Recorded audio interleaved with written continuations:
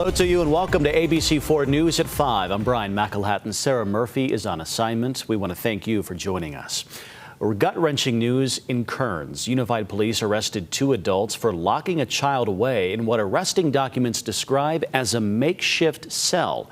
ABC4's Cade Gardner joins us live from that neighborhood tonight. Cade, you've talked to neighbors there. Do any of them know, or did any of them have any idea that something like this was going on? Yeah, Brian, I spoke to a handful of them, and for the most part, no one could have really guessed what exactly was going on inside. Now, almost everyone I spoke to today on the street, though, did tell me the same thing, that the Peterson family, for the most part, keeps to themselves. One neighbor told me that the father isn't very friendly, and another neighbor told me that she won't even let her kids near any of the family. For the most part, it's a quiet street where neighbors know one another. A lot of chaos over there, even just a few weeks ago, we were sitting out here and we heard screaming from inside the house. Neighbors say the family in this house is the only one on the block that keeps to themselves. The 13-year-old, he would come and go for days at a time. One next-door neighbor says she knows the boy was homeschooled. It sounded like a lot of military type drill stuff.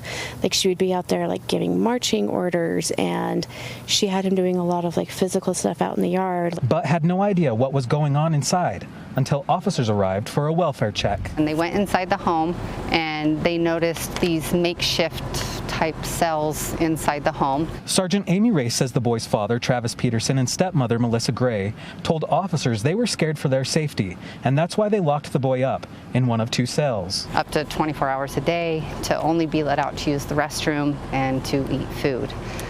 One of the cells was smaller in size, but there's belief at this point that maybe upwards of a month the child was in a makeshift cell. Neighbors now reflecting on the last time they saw the boy. And after being missing for days at a time, he was pale, he was disoriented, and my mom was like, I wonder if they're keeping him in there. I wonder if he's locked up somewhere. And we both said, no, there's no way. People don't do that. People don't do that to their kids. She says they wish they would have made a call sooner. I know we were both beating ourselves up. But someone did.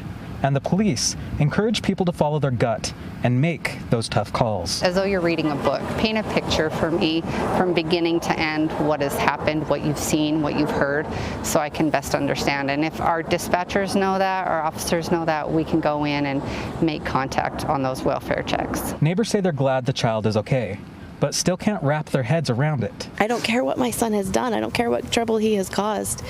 There's no excuse for that. There's no excuse for that.